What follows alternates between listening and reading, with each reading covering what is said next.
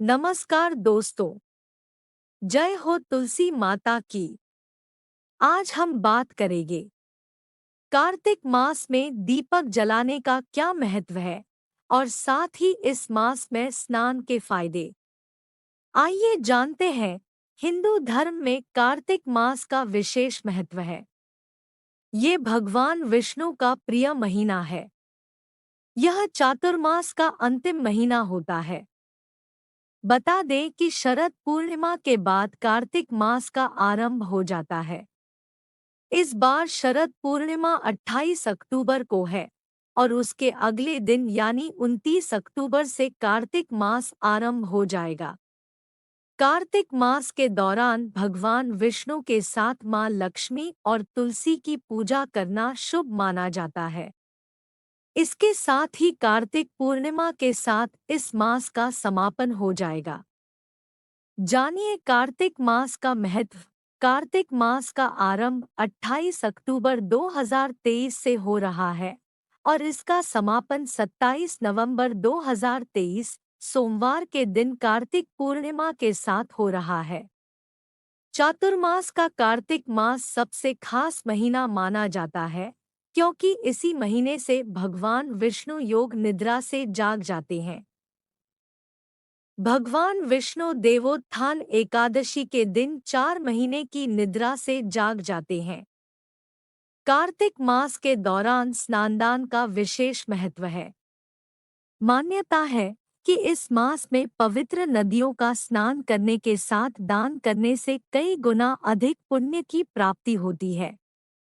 इसके साथ ही कुंडली में ग्रहों की स्थिति मजबूत होती है। कार्तिक मास मां लक्ष्मी का भी अत्यंत प्रिय माह है।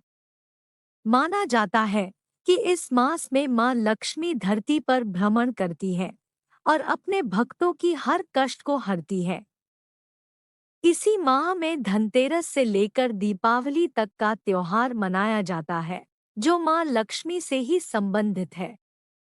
इस माह में लक्ष्मी जी की विधिवत पूजा करने के साथ उनकी प्रिय वस्तुएं अर्पित करने से वह जल्द प्रसन्न होती है और धनैश्वर्य का आशीर्वाद देती है। कार्तिक माह में नियमित सूर्यास्त के बाद आपको तुलसी जी में एक घी का दीपक जरूर जलाना चाहिए। ऐसा करने से घर में कलेश शांत होता है और सकारात्मक ऊर्जा का प्रवेश होता है। कार्तिक माह में तुलसी जी को नए वस्त्र और सुहाग का सामान भी अर्पित करना चाहिए। तुलसी जी को हमेशा हरी चूड़ियां और हरी चुनरी ही अर्पित करनी चाहिए क्योंकि तुलसी जी बुध ग्रह का प्रतिनिधित्व करती है। तुलसी में सिंदूर या कुमकुम चढ़ाने की जगह आपको हल्दी अर्पित करनी चाहिए क्योंकि पीला रंग श्री हरि विष्णु को अति प्रिय है। तुलसी की परिक्रमा का भी कार्तिक मास में अलग ही महत्व है। वैसे तो आपको नियमित ही तुलसी की परिक्रमा करनी चाहिए, मगर यदि आप रोज नहीं कर पाती हैं, तो कार्तिक मास में तुलसी के पौधे की 3 बार परिक्रमा जरूर करें। तुलसी को नियमित काले तिल डालकर जल अर्पित करें। पहले आपको सूर्य को जल अर्पित करना है और उसके बाद तुलसी को जल अर्पित करें। तुलसी के पत्ते हमेशा प्रातः काल ही तोड़ने चाहिए, अन्य समय पर नहीं तोड़ने चाहिए। रविवार के दिन तुलसी के नीचे दीपक नहीं जलाना चाहिए। भगवान विष्णु और इनके अवतारों को तुलसी दल जरूर अर्पित करें। भूलकर भी भगवान गणेश और मां दुर्गा को तुलसी अर्पित न करें। तुलसी के पत्ते कभी बासी नहीं होते हैं। पुराने पत्तों को पूजा में प्रयोग किया जा सकता है। आइए जानते हैं कार्तिक महीने में स्नान का क्या महत्व है।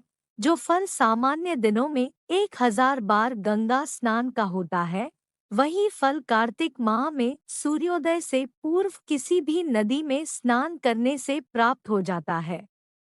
इस मास में भगवान विष्णु जल के अंदर निवास करते हैं।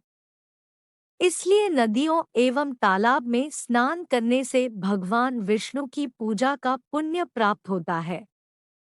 पुराणों के अनुसार इसी माह में भगवान विष्णु ने सृष्टि की रक्षा के लिए मत्स्य अवतार धारण किया था। कार्तिक मास स्नान की शुरुआत शरद पूर्णिमा से होती है और इसका समापन कार्तिक पूर्णिमा को होता है। तुलसी के 11 पत्ते। कार्तिक माह में घर में तुलसी का पौधा लगाना चाहिए और भगवान विष्णु के चित्र या मूर्ति पर तुलसी के 11 पत्तों को बांध दें।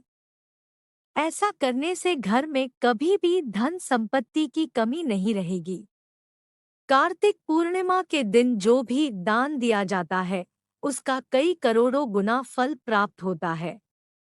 मान्यता है कि इस दिन व्यक्ति जो कुछ दान करता है, वह उसके लिए स्वर्ग में सुरक्षित रहता है। अगर आपको यह जानकारी अच्छी लगी तो मेरे वीडियो को लाइक करें और साथ ही मेरे चैनल को सब्सक्राइब करना ना भूलें। धन्यवाद।